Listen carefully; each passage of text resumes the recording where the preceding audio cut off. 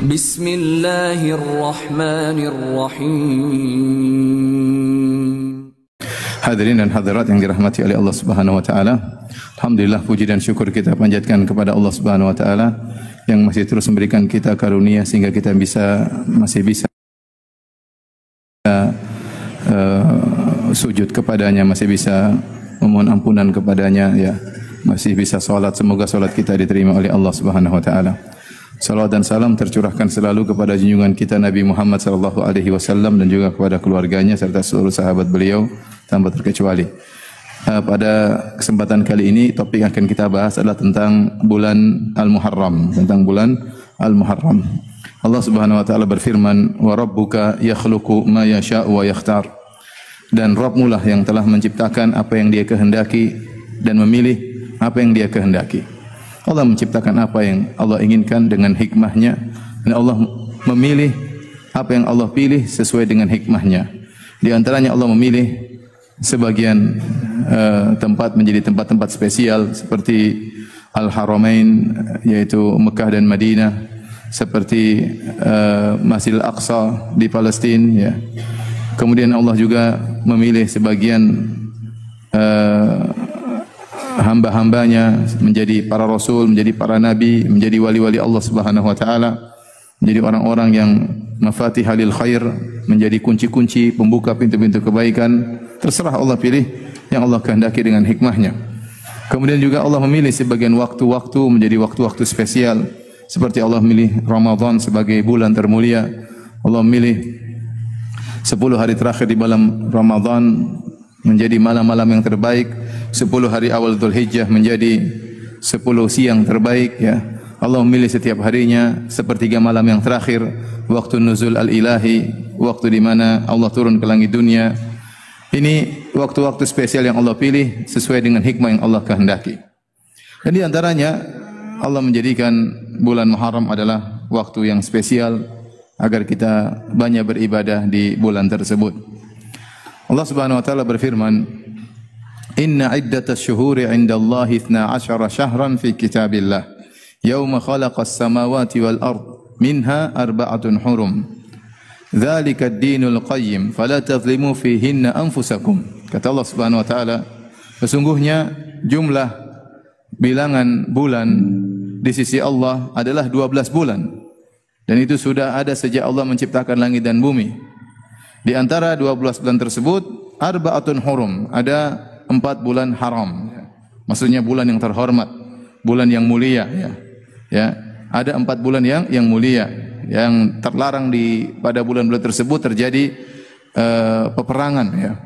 Kata Allah, minha arba'atun hurum, di antaranya 4 bulan. Dan ini adalah agama yang lurus, fala tadhlimu fihinna anfusakum. Maka janganlah kalian menzalimi diri kalian pada bulan-bulan tersebut.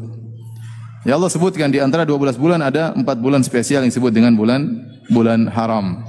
Bulan-bulan tersebut sebagaimana dijelaskan oleh Nabi sallallahu alaihi wasallam, as-sanatu 12 syahran minha arba'atun hurum. Kata Nabi sallallahu alaihi wasallam, 1 tahun itu ada 12 bulan, di antaranya ada 4 bulan haram. Salasatun mutawaliyat, 3 bulan yang berturut-turut. Kemudian wa Rajabu Mudhar, ya, baina Jumada wa Sya'ban. Kata Nabi sallallahu alaihi wasallam, 3 bulan berturut-turut dan satunya terpisah sendiri. 3 bulan berturut-turut tersebut adalah Dzulqa'dah, Dzulhijjah dan Al-Muharram. Kemudian yang terpisah sendiri adalah bulan Rajab, yaitu antara Jumada Tsaniyah dengan bulan Sya'ban, ya. Ya, karena kita tahu bulan-bulan Islam, Muharram, Safar, Rabiul Awal, Rabiul Tsani, Jumadal Ula, Jumadal Ukhra, Rajab dan apa? Sya'ban. Kemudian Ramadan, Syawal, Dzulqa'dah, Dzulhijjah. Sudah hafal belum? Jangan-jangan belum hafal. Coba yang pertama apa? Muharram. Kemudian apa? Safar. Kemudian Rabiul Awal. Bulan keempat Rabiul Tsani. Kemudian Jumadal Ula, Jumadal Tsaniyah, kemudian Rajab. Kemudian Sya'ban. Kemudian Ramadan, Syawal, Dzulqa'dah, Dzulhijjah. Lihat, Dzulqa'dah, Dzulhijjah, Muharram berurutan.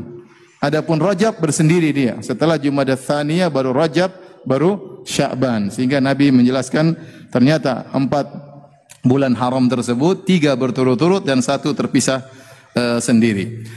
Bulan-bulan ini, bulan-bulan haram ini adalah bulan-bulan yang sudah diagungkan oleh orang-orang musyrikin Arab jahiliyah dahulu. Mereka, menurut keyakinan mereka, tidak boleh berperang di bulan-bulan tersebut, maka tidak boleh.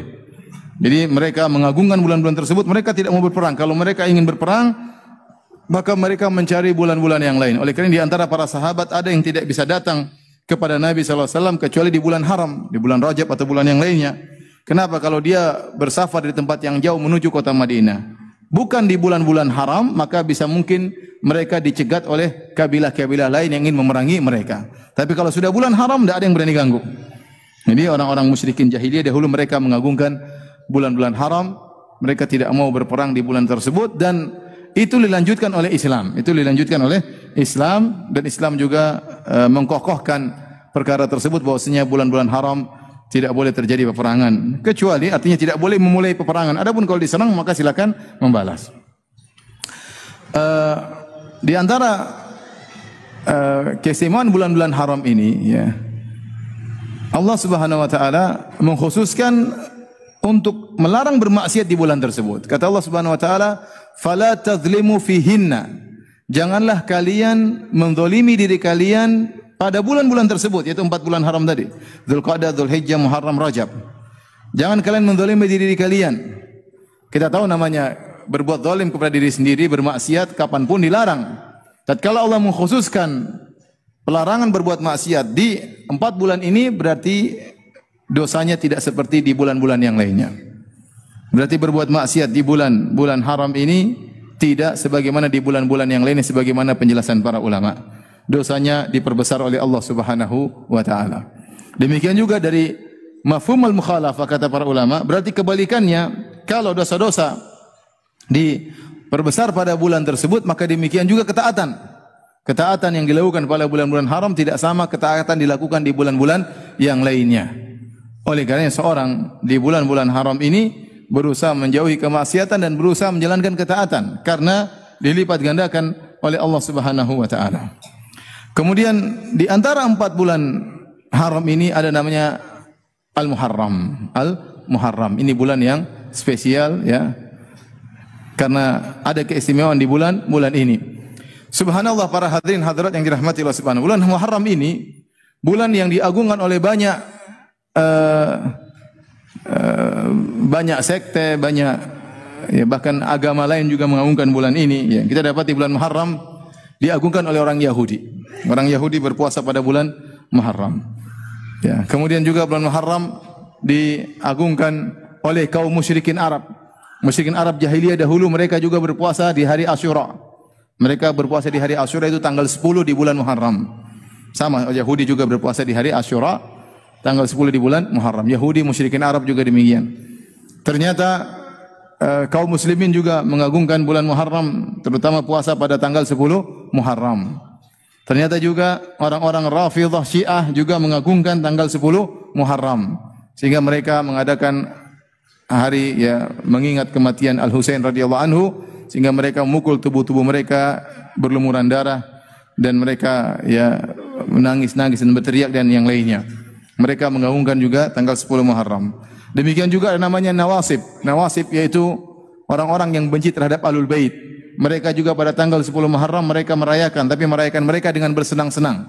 Dengan bersenang-senang, dengan melapangkan rizki bagi anak dan istri, membuat makanan tertentu, ya. Kemudian juga ternyata bulan Muharram juga diagungkan oleh orang-orang Kejawen. Orang-orang Kejawen juga mengagungkan bulan apa? Muharram, sehingga mereka punya ritual-ritual tertentu seperti mengeluarkan kebo bule atau disebut dengan Kiai Slamet juga pada bulan apa? Muharram, ya. Ada ritual-ritual yang mereka lakukan, ya. Seperti mereka namanya tapa bisu, kalau keliling keraton tidak boleh berbicara, ya, dan lain-lain, ya. Jadi ternyata bulan Muharram ini, ya, bulan yang spesial yang diagungkan oleh banyak pihak. Diagungkan oleh banyak pihak. Maka kita ingin tahu bagaimana bulan Muharram di sisi Islam menurut Al-Qur'an dan sunnah Nabi sallallahu alaihi wasallam. Hadirin dan hadirat yang dirahmati Allah Subhanahu wa taala, tadi sudah kita jelaskan bahwa bulan Muharram adalah salah satu dari 4 bulan haram yang spesial, di mana ibadah di situ ketaatan pahalanya diperbesar, sebagaimana maksiat di bulan-bulan tersebut juga diperbesar dosanya. Khusus bulan Muharram, maka sangat dianjurkan untuk berpuasa secara umum. Kata Nabi SAW, afdhalus siyami ba'da Ramadan siyamu syahrillahil muharram wa afdhalus salati ba'da al-fariḍah qiyamul lail. Kata Nabi SAW, sebaik-baik puasa setelah puasa di bulan Ramadan adalah puasa di bulan Muharram. Sebaik-baik puasa setelah puasa Ramadan adalah puasa di bulan Muharram. Dan sebaik-baik salat setelah salat 5 waktu adalah salat malam. Ini satu rangkaian hadis dari Nabi sallallahu alaihi wasallam dan menunjukkan tentang keistimewaan puasa dan salat. Puasa yang terbaik setelah puasa Ramadan adalah puasa Muharram, dan salat yang terbaik setelah salat wajib adalah salat apa? Qiyamul lail, salat malam. Nah, di sini Allah Subhanahu wa taala mengidhafahkan, yaitu menisbahkan bulan Muharram kepada Allah. Kata Allah, afdhalus siyami ba'da Ramadan siyamu syahrillahi. Sebaik-baik puasa setelah puasa bulan Ramadan adalah puasa di bulan Allah Al-Muharram, yaitu bulan Al-Muharram. Jadi bulan Al-Muharram ini bulan yang Allah sandarkan kepada dirinya, syahrullah, bulannya Allah yang namanya Al-Muharram. Dan kita tahu bahwasanya tidaklah Allah menyandarkan sesuatu kepada dirinya kecuali perkara-perkara yang mulia. Seperti Allah mengatakan ya tentang masjid Baitullah, rumah Allah Subhanahu wa taala. Seperti Allah berbicara tentang ontanya Nabi Saleh, Allah berkata naqatullah, ontanya Allah Subhanahu wa taala. Ya, semua yang diidhafahkan Rasulullah, utusan Allah Subhanahu wa taala, yang diidhafahkan, dinisbahkan kepada Allah, maka merupakan perkara yang mulia. Tatkala Allah menisbahkan bulan Muharram kepada Allah, syahrullah, syahr artinya bulan. Allah, bulannya Allah, berarti ini spesial bulan tersebut karena Allah mengidhafahkan bulan tersebut kepada dirinya. Nah, bagaimana cara berpuasa di bulan Muharram? Maka para ulama khilaf, secara umum ada 2 pendapat. Apakah boleh berpuasa di bulan Muharram keseluruhan dari tanggal 1 sampai tanggal 30? Sebulan penuh sebagaimana puasa di bulan Ramadan? Maka ada 2 pendapat, ada yang mengatakan tidak boleh. Nabi tidak pernah sallallahu alaihi wasallam tidak pernah puasa sempurna sebulan penuh kecuali bulan Ramadan. Maka tidak boleh kita berpuasa hari terbanyak di bulan Muharram. 20 hari oke, 25 hari oke, 27 hari oke. Tapi jangan 30 hari, jangan sebulan penuh. Ini pendapat pertama. Pendapat kedua, ini pendapat yang lebih kuat bahwasanya boleh berpuasa sebulan penuh di bulan Ramadan. Karena Nabi mengatakan sebaik-baik puasa setelah Ramadan puasa bulan Muharram. Nabi menggandingkan antara bulan dengan bulan, ya atau tidak? Bulan Ramadan puasa sebulan penuh atau tidak? Sebulan penuh. Maka Muharram juga puasa sebulan penuh. Dan ini pendapat yang dipilih oleh banyak ulama ya. Ya. Oleh karena saya lebih condong pada pendapat ini, boleh berpuasa di bulan Muharram sebulan penuh. Kalau tidak mampu sebulan penuh, sebanyak mungkin. Sebanyak mungkin. Ustaz, apakah dengan kita berpuasa sebulan penuh bukan termasuk larangan puasa dahar? Puasa yang tiap hari? Bukankah sebaik-baik puasa adalah puasa Daud? Kata Nabi SAW, afdhalus siyam siyamu Daud alaihissalam. Kana yasumu yauman wa yuftiru yauman. Sebaik-baik puasa adalah puasanya Nabi Daud alaihissalam. Beliau puasa sehari, berbuka sehari. Oleh karenanya Abdullah bin Amr bin As waktu minta izin kepada Nabi sallallahu alaihi wasallam untuk berpuasa setiap hari, maka Nabi bilang jangan. Dan Nabi mengatakan lebih baik kau puasa sehari, berbuka 2 hari. Kemudian berpuasa sehari, berbuka 2 hari. Kata dia, ini utiku aktsara min dzalik. Ya Rasul, aku lebih mampu daripada ini. Akhirnya kata Nabi sallallahu alaihi wasallam, sum yauman wa aftir yauman. Puasalah sehari, berbukalah sehari. Kata dia, ya Rasul, aku lebih mampu daripada ini. Kata Nabi, tidak ada yang lebih baik daripada ini. Yang terbaik itu puasa sehari, berbuka sehari. Itu yang terbaik. Makanya Nabi melarang puasa dahar. Puasa dahar itu puasa tiap hari. Nah, bagaimana? Kita bolehkah berpuasa tiap hari di bulan Muharram? Yang benar boleh. Yang dilarang dengan puasa dahar yaitu puasa tiap hari selama setahun. Puasa tiap hari selama setahun, itu yang dilarang. Adapun kalau kita waktu tertentu kita berpuasa berturut-turut, tidak jadi masalah. Contoh sederhana, puasa Ayyamul Bid. Kita puasa tanggal 13, 14, 15 berturut-turut atau tidak? Berturut-turut. Contohnya seorang ingin puasa di awal hari Dzulhijjah, tanggal 1 sampai tanggal 9 berturut-turut, boleh kata para ulama, waktu-waktu tertentu. Contohnya seorang puasa bayar kafarah, syahraini mutatabi'ain, puasa 2 bulan berturut-turut, enggak ada masalah. Ya. Contohnya bulan Ramadan, puasa berturut-turut ya. Jadi yang dilarang adalah puasa berturut-turut selama sampai setahun. Adapun kita mengkhususkan pingin puasa sebulan penuh di bulan Muharram, maka ini diperbolehkan. Ibnu Taimiyah rahimahullahu taala memiliki pendapat yang baik. Beliau berkata, bagi orang yang kebiasaannya puasa setahun penuh dengan puasa Daud, maka yang terbaik dia puasa Daud. Meskipun di bulan Muharram, tentang puasa apa? Daud. Jadi dia bulan di bulan Muharram dia puasa sehari, berbuka sehari, berbuka sehari, berpuasa sehari, berbuka sehari. Kenapa? Karena kebiasaan dia adalah puasa selama apa? Setahun. Maka dia tetap menjalani puasanya Nabi Daud alaihissalam. Tapi bagi orang yang tidak biasa puasa Daud, maka dia boleh berpuasa sebulan penuh. Dia boleh berpuasa sebulan penuh di bulan Muharram. Kalau seorang tidak mau berpuasa sebulan penuh, paling tidak hari yang terbanyak, dia boleh berpuasa kapan? Kapan saja. Senin, Selasa, besok mau puasa, lusa mau puasa, hari apapun mau puasa, enggak ada masalah di bulan Muharram. Paling tidak kalau dia tidak bisa hari terbanyak, maka dia puasa di hari-hari yang merupakan hari-hari sunnah yang dianjurkan secara khusus, seperti Senin Kemis. Kemudian Ayyamul Bid. Paling tidak dia bisa puasa Senin Kemis kali 4 minggu, 8 hari plus Ayyamul Bid Senin Selasa Rabu.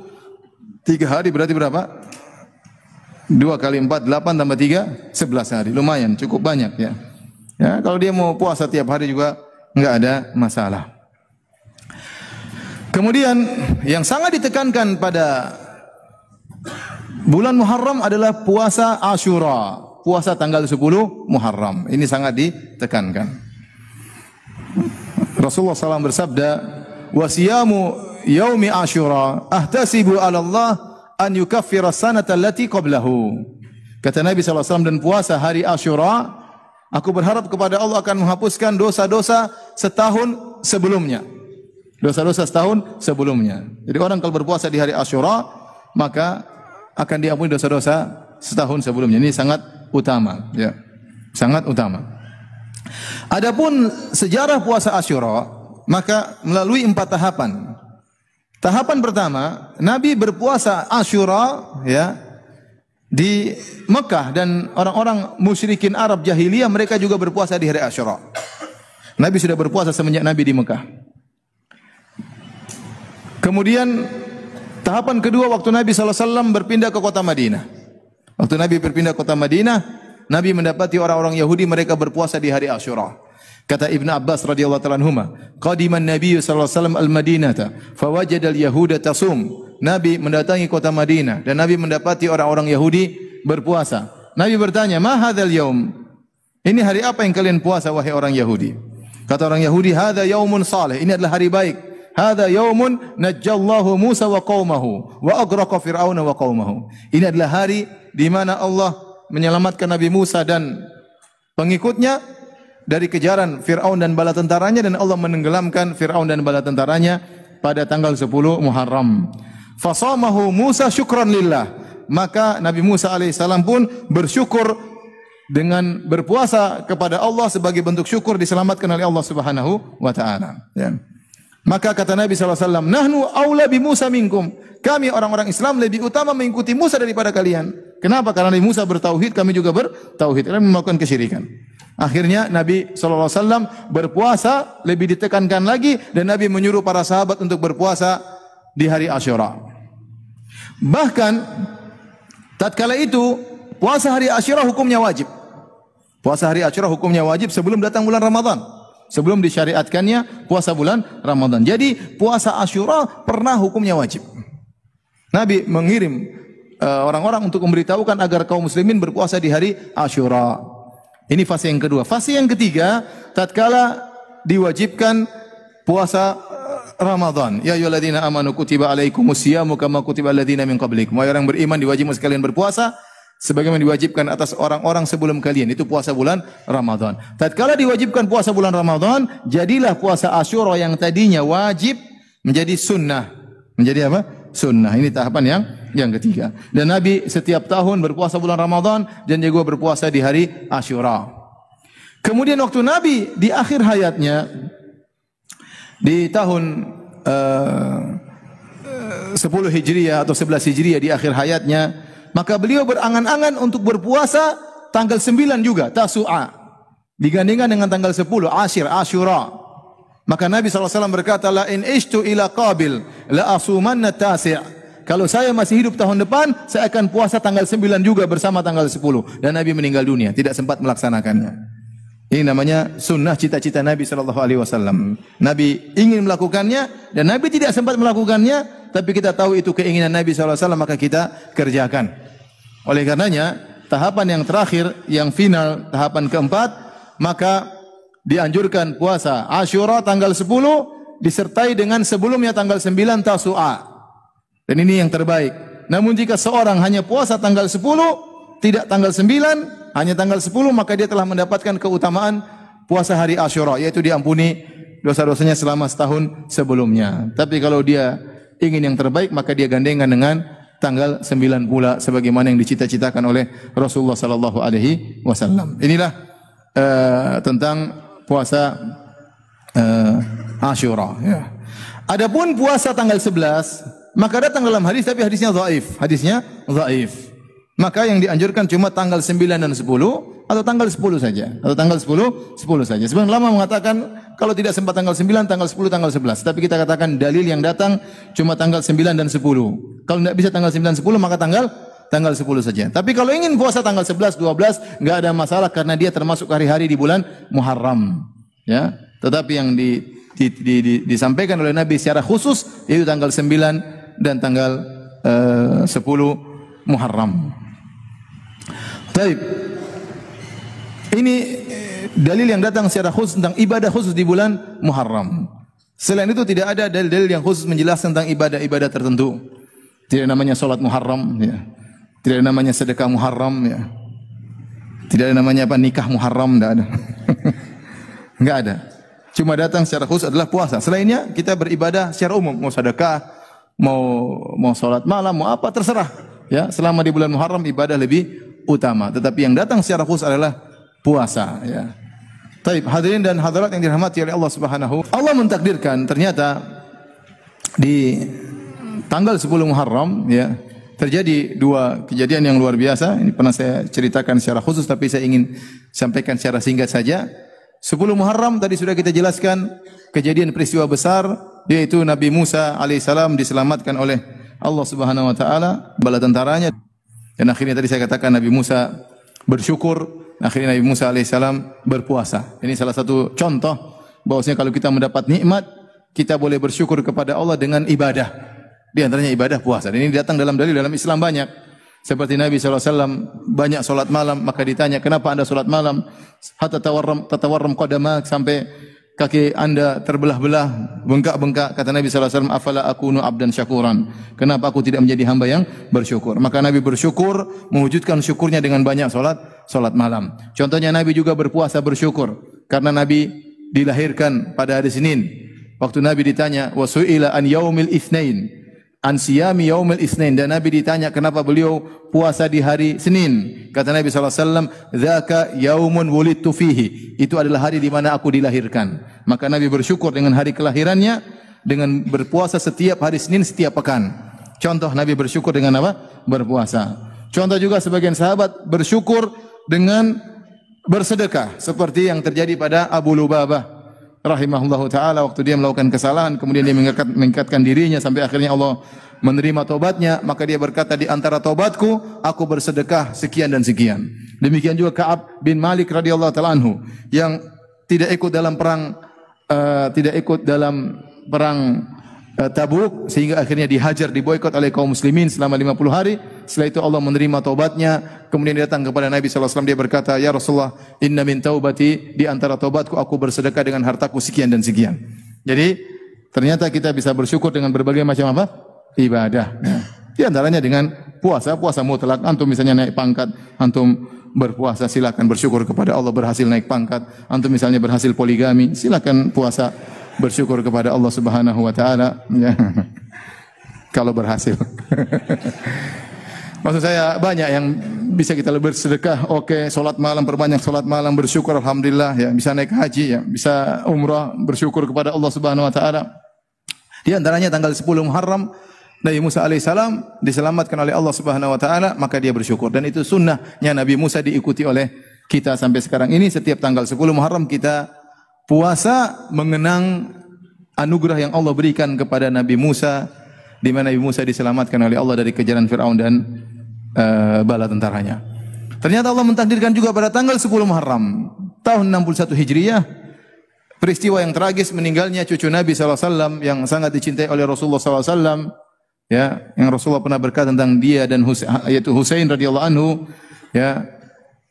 Rasulullah SAW mengatakan tentang Husain dan Hasan, ya, huma sayyida syababi ahlil jannah, bahwasanya mereka berdua ini adalah pemimpin para pemuda di surga, ya.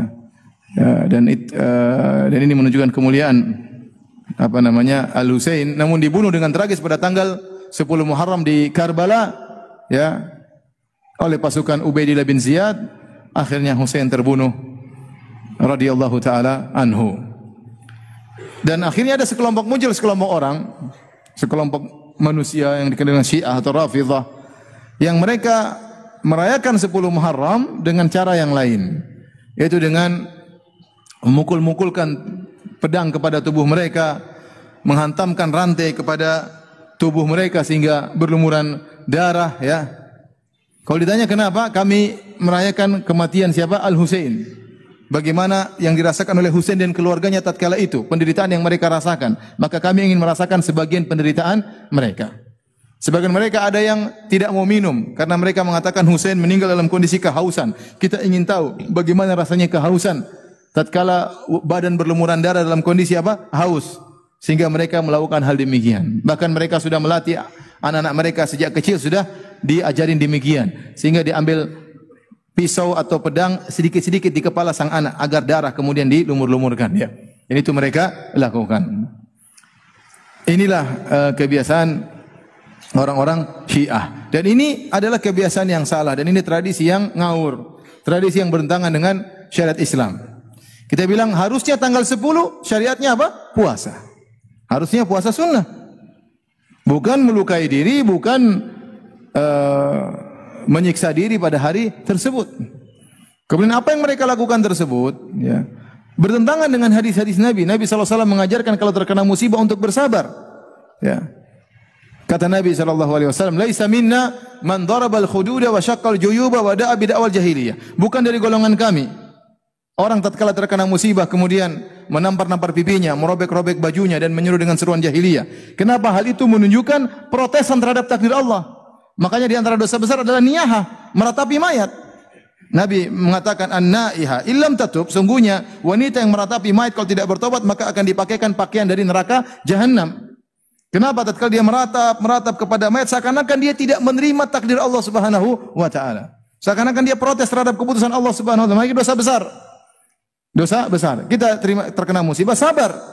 Al-Husain tatkala radhiyallahu anhu meninggal dunia, semuanya sedih. Kita semua sedih, kaum muslimin sedih. Bagaimana tidak? Itu cucu Rasulullah sallallahu alaihi wasallam yang pernah dicium oleh Nabi sallallahu alaihi wasallam. Ya. Kemudian kita bersedih, tapi tidak boleh tatkala kita bersedih kemudian kita merayakan dengan cara-cara demikian. Jadi pertama, ini tradisi menyelisih sunnah, sunnah harusnya puasa. Yang kedua juga menyelisih sunnah, sunnah harusnya bersabar, bukan malah melukai apa? Diri. Yang ketiga kita katakan kepada mereka, bahwasanya ada orang-orang yang lebih hebat daripada Al-Husain, yang juga meninggal dengan tragis. Namun tidak pernah merayakannya. Contoh, kakaknya Al-Hasan meninggal diracun. Diracun. Waktu ditanya siapa yang meracuni Anda, dia tidak mau kasih tahu. Dia tidak mau kasih tahu, bersabar dengan dia tidak ingin orang membalas apa yang dialami olehnya. Dia tidak mau kasih tahu siapa yang meracuninya. Sehingga dia diracun dan meninggal dunia. Ya. Apakah kita merayakan hari kematian Hasan dengan ambil racun sedikit kita makan? Tentunya enggak. Biar tahu bagaimana rasanya racun. Ada yang lebih hebat daripada itu. Ali bin Abi Thalib, bapak mereka berdua. Yang lebih afdal daripada Hasan dan Husain dengan ijma ulama. Yang kata Nabi SAW, Abu Bakar fil jannah, Umar fil jannah, Uthman fil jannah, Ali fil jannah. Abu Bakar di surga, Umar di surga, Uthman di surga, Ali di surga. Yang kata Nabi SAW, Rajulan yuhibbullah wa rasulah wa yuhibbuhullah wa rasuluh. Seorang lelaki, yaitu Ali bin Abi Thalib, yang mencintai Allah dan Rasulnya dan dicintai oleh Allah dan dicintai oleh Rasulnya. Predikat yang luar biasa. Ali bin Abi Thalib, yang terkenal dengan keberaniannya. Kemudian dia meninggal gimana? Ditikam kepalanya oleh siapa? Abdurrahman bin Muljim. Ya. Taib, apakah kita merayakan hari kematian Ali juga dengan menikam-nikam kepala? Tentunya tidak. Ya. Yang lebih hebat daripada Ali bin Abi Thalib, Utsman bin Affan, yang dikepung oleh orang-orang pemberontak, kemudian masuk ke rumahnya. Sementara dibaca Al-Quran, ditikam sampai darah mengalir di Al-Quran yang dia baca. Juga meninggal dalam kondisi apa? Mati syahid. Ya. Yang lebih hebat daripada Utsman, Umar bin Khattab radhiyallahu anhu, yang kemudian tatkala sedang salat subuh ditikam oleh Abu Lu'lu' al-Majusi, sedang salat meninggal di mihrab Nabi sallallahu alaihi wasallam, sedang salat jadi imam, ditikam. Apakah kemudian kita nusuk-nusuk perut kita tatkala merayakan hari kematian Umar? Ya, lebih hebat daripada itu Rasulullah sallallahu alaihi wasallam yang meninggal dengan diracun. Bukankah Rasulullah SAW dikasih racun tatkala perang Khaybar tahun 7 Hijriah? Ada seorang wanita Yahudi kasih hadiah kepada Nabi makanan. Nabi makan, ternyata ada racunnya. Sahabat sempat makan. Akhirnya sahabat yang makan langsung meninggal seketika itu. Nabi sempat merasakan sedikit, tahu-tahu daging yang dikasih racun tersebut berbicara, "Inni masmumah, sungguhnya aku beracun." Akhirnya Nabi lepas, tapi sudah terlanjur. Dan racun tersebut terus menggerogoti Nabi sallallahu alaihi wasallam, dan Nabi terkadang merasakan sakitnya sampai puncaknya Nabi mengatakan, "Uratku sudah putus tatkala Nabi akan meninggal dunia." Kata para ulama, Allah ingin menjadikan Nabi merasakan pahala mati syahid dengan cara Allah mentakdirkan Nabi dikasih racun, dan racun tersebut menggerogoti Nabi sampai sekitar 4 tahun. Kemudian Nabi SAW meninggal. Dan ini adalah puncak kesedihan kaum muslimin. Namun kita tidak pernah merayakan hari kematian Nabi SAW. Kenapa dikhususkan Al-Husain? Kenapa dikhususkan apa? Al-Husain. Sementara yang lebih hebat daripada Al-Husain masih lebih banyak. Maka cara mereka merayakan 10 Muharram dengan melukai diri mereka adalah cara yang tidak diajarkan oleh para sahabat, tidak diajarkan oleh para sahabat, tidak diajarkan oleh para tabi'in, dengan cara demikian. Kemudian yang kontradiksi dengan Syiah adalah Nawasib. Nawasib adalah golongan orang tidak suka dengan Ahlul Bait, benci dengan Ahlul Bait. Mereka benci Ahlul Bait, maka mereka gembira dengan kematiannya Al-Husain. Mereka terbalik, gembira dengan kematian siapa? Al-Husain. Mereka tidak suka Ahlul Bait. Maka mereka pada tanggal 10 Muharram mereka merayakan dengan kesenangan. Mereka buat kue, buat makanan, bagi-bagi rezeki sedekah pada hari tersebut, dan datang hadis-hadis tapi hadisnya dhaif semuanya. Dan mereka berseberangan dengan orang-orang Syiah. Berseberangan dengan orang Syiah. Dan ini juga adalah kesalahan dalam mengagungkan bulan Muharram. Ya, kita tidak begini dan tidak begitu. Tidak metode cara Syiah dengan melukai diri, dan juga tidak dengan metode orang-orang Nawasib dengan bergembira pada hari-hari 10 Muharram dengan melakukan sedekah khusus dan yang lainnya, tapi kita dengan cara Ahlus Sunnah wal Jamaah yang diajarkan oleh Nabi sallallahu alaihi wasallam, itu berpuasa pada hari tersebut. Berpuasa pada hari tersebut. Kemudian ternyata tanggal 10 Muharram juga atau bulan Muharram ternyata diagungkan oleh orang-orang kejawen. Ya, mereka meyakini, mereka namakan bulan Muharram dengan bulan Suro. Bulan apa?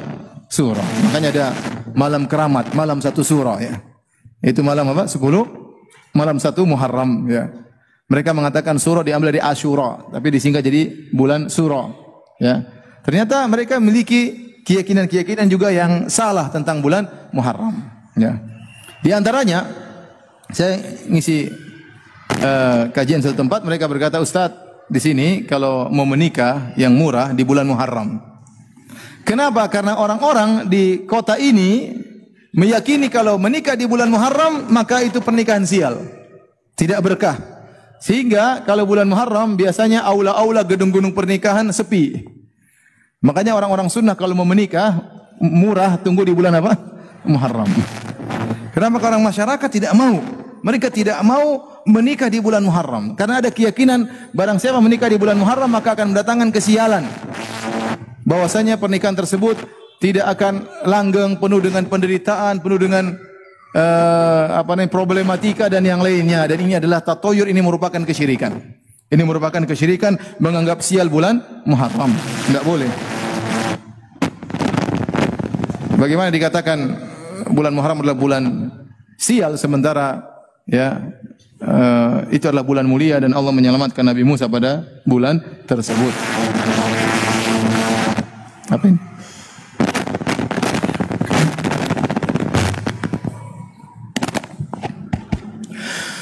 Hadirin dan hadirat yang dirahmati Allah Subhanahu wa taala. Di antara keyakinan mereka juga, sebagian mereka mengeluarkan kebo bule pada tanggal 1 Muharram atau tanggal berapa Muharram ya. Ya, kebo bule keluar dengan anak-anaknya, dengan istrinya, dengan selirnya mungkin ya, kemudian keluarkan. Kemudian orang-orang berebut-rebutan untuk mengusap kebo-kebo tersebut. Kemudian sebagian mereka memperebutkan kotorannya. Kalau dia dia beol, diambil kotorannya, ya. Dianggap sebagai keberkahan, ya. Dan ini adalah kesyirikan, ya, yang dilestarikan. Kesyirikan yang dilestarikan. Ini tidak boleh, ya. Ini tidak boleh. Bahkan mereka namakan kebo tersebut dengan Kiai Selamat. Saya pertama dengar, saya kira ini manusia. Ternyata apa? Kebo. Ya. Kebo bule disebut dengan Kiai Selamat. Ya. Sejak kapan orang bule dihormati lebih daripada orang pribumi? Ini kebo bule saja dia, karena putih makanya disebut dengan apa? Kebo bule. Ya. Tetapi ini tidak benar. Ini adalah kesyirikan. Ya. Dan ini sudah ada sejak zaman jahiliyah. Ma ja'alallahu min bahiratin wala sa'ibatin wala wasilatin wala ham. Kata Allah, Allah tidak pernah mengada-ngadakan keyakinan-keyakinan berkaitan dengan onta-onta, dengan kambing-kambing. Orang-orang jahiliyah dahulu mereka mengkeramatkan sebagian onta, mengkeramatkan sebagian kambing, ya. Kalau ada kambing atau onta melahirkan misalnya betina beberapa kali, 5 kali berturut-turut, maka dikeramatkan onta-onta ini, tidak boleh ditunggangi, tidak boleh disembelih dan macam-macam. Itu sudah ada sejak zaman jahiliyah, dan Allah turunkan ayat khusus membantah itu semua. Dan ternyata adat jahiliyah tersebut ada lagi di zaman sekarang. Seandainya yang melakukan tadi mengusap-mengusap kebo bukan orang Islam, enggak jadi masalah. Kita bilang memang keyakinan mereka seperti itu. Ada sebagian agama lain yang mereka memang mengagungkan apa? Sapi. Bahkan ada di klip bagaimana mereka sujud kepada sapi. Bahkan ada yang meminum pipisnya sapi, ya. Ya, karena mereka menganggap sapi adalah Tuhan, ya. Ya, pipisnya Tuhan lumayan, ya. Kemudian mereka minum, mereka cari berkah, mereka sujud kepada Tuhan tersebut. Ya. Sebagian mereka berkata bahwasanya sapi lebih afdal daripada seorang ibu. Kenapa? Karena seorang ibu kalau menyusui anaknya masih berharap pamrih dari anaknya di kemudian hari. Semoga anak kamu jadi anak berbakti. Tapi kalau sapi kasih susunya, dia tidak pernah berharap. Dia ikhlas. Ya. Dia ikhlas, ya. Tidak pernah berharap. Yang benar dia tidak berharap karena dia bahlul, ya. Bagaimana seorang mengatakan sapi lebih afdal daripada ibunya sendiri, ya. Dan ini seandainya yang melakukan demikian bukan orang Islam, kita bilang tafadhol, silakan. Ini orang Islam. Orang Islam yang kemudian mengusap-ngusap sapi, memperebutkan kotorannya. Ada di zaman sekarang, ya, tahun berapa ini? 2019. Masih ada kesyirikan seperti itu. Yang mereka lakukan di bulan apa? Muharram. Kemudian juga di antara keyakinan mereka seperti ada di antara mereka yang berendam pada bulan Muharram, entah 1 Muharram entah kapan, berendam di sungai, ya.